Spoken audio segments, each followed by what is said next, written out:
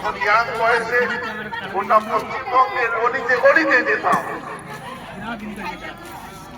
তুমি এই বার্তাটা মানুষকে পৌঁছে দাও। পশ্চিমবঙ্গের সব করা 5 জন মানুষ কোরআন জানে রিডিং, আর 95% মানুষ কোরআনের রিডিং জানে না। যাও চাচা খেলাম আগে ওইদিকে 6টা থেকে আরম্ভ হয়ে যাচ্ছে, হাজার হাজার লোক খেয়েছে। যাও নামাজ পড়া জানে ফরজ, রোজা রাখা জানে ফরজ, বুঝতে পারছেন তো? এটা ভালো। নামাজ পড়া জানে ফরজ, রোজা রাখা জানে ফরজ, হজ করা জানে ফরজ।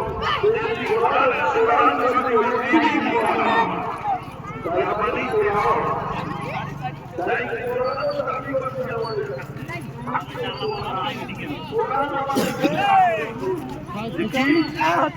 আমি কোরআন তাকে তুলে রাখার জন্য নয়, আমি কোরআন শরীফ শুধু কাপড়ে সুতালে বেঁধে রেখে দেওয়ার জন্য নয়, আমি কোরআন শরীফ তাবিজ করার জন্য নয়, আমি কোরআন শরীফ ঝাড়ফুঁক করার জন্য নয়, আমি কোরআন শরীফ আমাকে পড়ার জন্য। বলে রেখো সুবহানাল্লাহ। বিখ্যাত আল্লাহর ওলি ইমাম আহমদ বিন হাম্বল রাহমাতুল্লাহি আলাইহি একবার আল্লাহকে স্বপ্ন চোখে দর্শন করলেন। যে অবস্থাতেই আল্লাহকে স্বপ্ন চোখে দর্শন করুক না কেন, স্বপ্ন চোখে দর্শন করার পরে পরে ইমাম আহমদ রাহমাতুল্লাহি আলাইহি আল্লাহকে বলছেন, আল্লাহ গো, আল্লাহ গো, আমি কি এমন আমল করলে পরে, আমি কি এমন আমল করলে পরে সব সময় আল্লাহর কাছে থাকতে পারবো, সব সময় আল্লাহকে চোখে দেখতে পাবো। এমন আমল করলে সব সময় আল্লাহ আশেপাশে থাকতে পারবো, আল্লাহকে চোখে দেখতে পাবো। বুঝতে পারছেন তো? তখন কি বললেন ইমাম আহমদ রাহমাতুল্লাহি আলাইহি? মহান আল্লাহ রাব্বুল আলামিন তখন বললেন, শোনো শোনো ও আহমদ, ও আহমদ শোনো শোনো, যদি তুমি সব সময় কোরআন শরীফ পড়তে থাকো, কোরআন শরীফ তেলাওয়াত করতে থাকো, যত বেশি তেলাওয়াত করবে তুমি তত বেশি আমাকে কাছে পাবে। বলেন সুবহানাল্লাহ।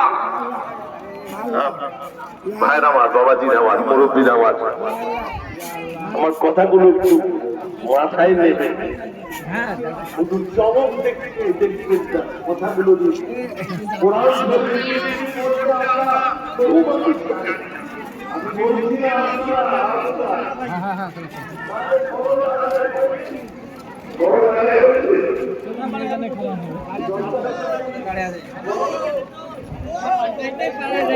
আবার আমার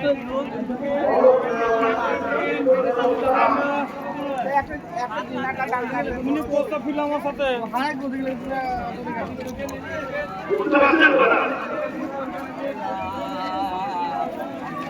কোরআনের মিনিং বলা কি বলা বড় কি হবে, দায়িত্ব বয়স কোরআন পড়বো না বড় হাত দিয়ে নিয়ে করবেন ইনশাআল্লাহ।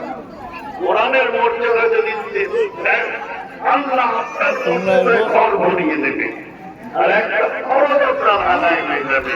এটা হলো কোরআন শরীফের দাবি আমাদের কাছে, যে আমি কোরআনকে দেখার জন্য নয়, আমি কোরআনকে ছোঁয়ার জন্য নয়, আমি কোরআনকে বুকে লাগানোর জন্য নয়, আমি কোরআনকে চুমার খাওয়ার জন্য নয়, আমি কোরআন তাবিজ করার জন্য নয়, আমি কোরআন আপনার ঝাড়ফুঁক করার জন্য নয়, আমি তো তোমার জীবন বিধান। বলো নারা তাকবীর, আমি তো তোমার জীবন বিধান। এই কোরআনের গাইডলাইন মেনে চললে তুমি ইহজগতে কামিয়াব হয়ে যাবে, পরজগতেও কামিয়াব হয়ে যাবে ইনশাআল্লাহ। বলুন ইনশাআল্লাহ। তাই তেলাওয়াত আমরা করব, এটা অবশ্যই জরুরি। সামনে রমজান ও মুবারক আসছে।